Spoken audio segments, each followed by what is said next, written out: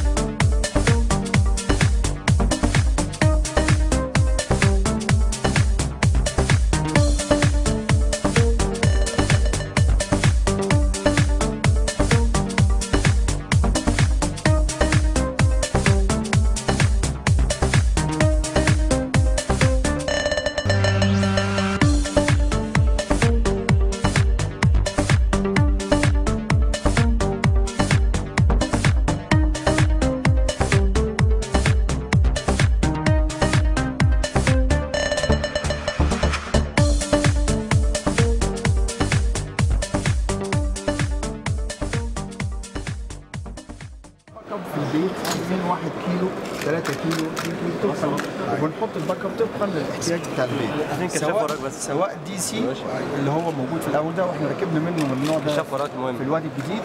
ده بقى اللي احنا عاوزين نحطه في القاهره بقى فندم، نبدل كل مجرد ان احنا حطينا كشافات اللي هي 120 واط دي بس، هي لوحدها خفت 60% ل 70% من القدره.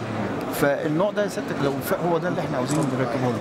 الجزء الثاني يا فندم اللي ورا ده اللي هو مع باور مان ده اللي هو مايكرو انفرتر ولا حاجه، هناخد المايكرو انفرتر مع السولار بانل مع الكشاف ده كده، احنا بندي 3 أضعاف القدره للشبكه.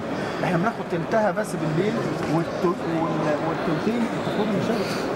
دي ستك يعني انا معاك يا بيه، لا وانا معاك وسبورت، ونتمنى ان يبقى كل الحاجه اللي موجوده هنا ان شاء الله تبقى صناعه مصريه. وكل ما بيحصل انا بنلاحظ انه نسبه الصناعه المصريه بتزيد باستمرار مع الزمن.